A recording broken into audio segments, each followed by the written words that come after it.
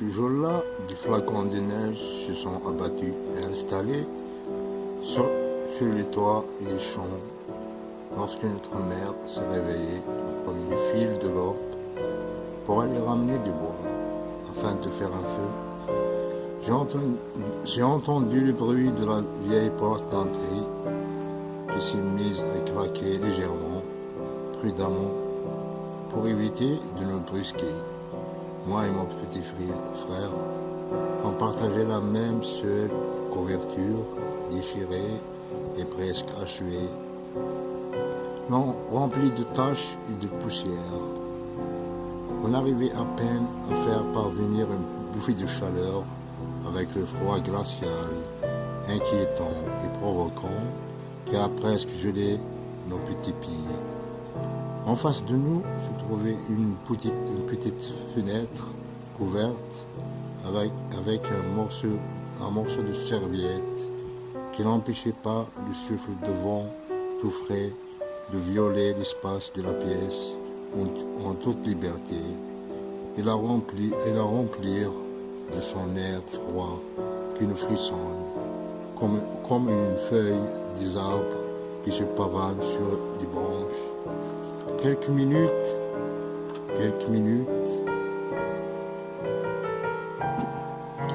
passèrent.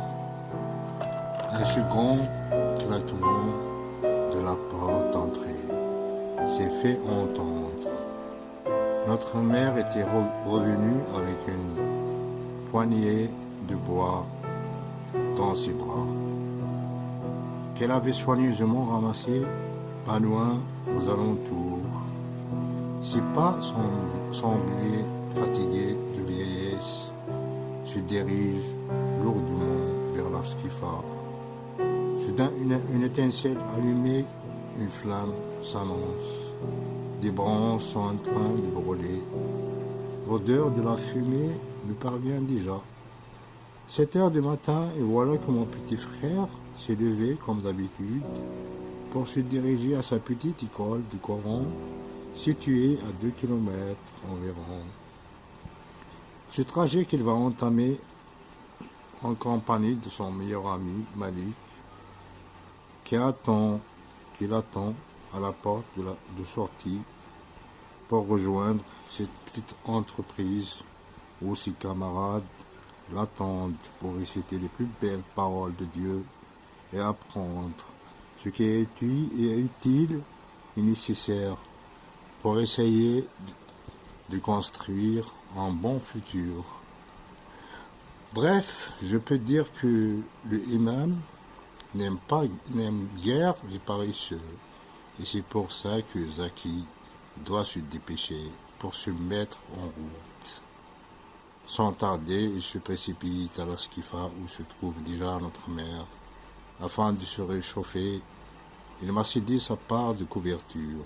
Et c'était à ce moment-là que je commençais vraiment à sentir une petite chaleur qui se dégageait pour me détendre soigneusement, que je préserve. Au bout d'un moment, une casserole de lait était en train de bouillir. Ensuite, une pâte se prépare pour un pain de maison, cette galette que notre mère a l'habitude de faire chaque matin, mais cause de manque de semoule parfois. Elle s'est engagée à se contenter de tout ce qui se présente sur sa main afin de nous nourrir. Une seule galette à chaque petit déjeuner.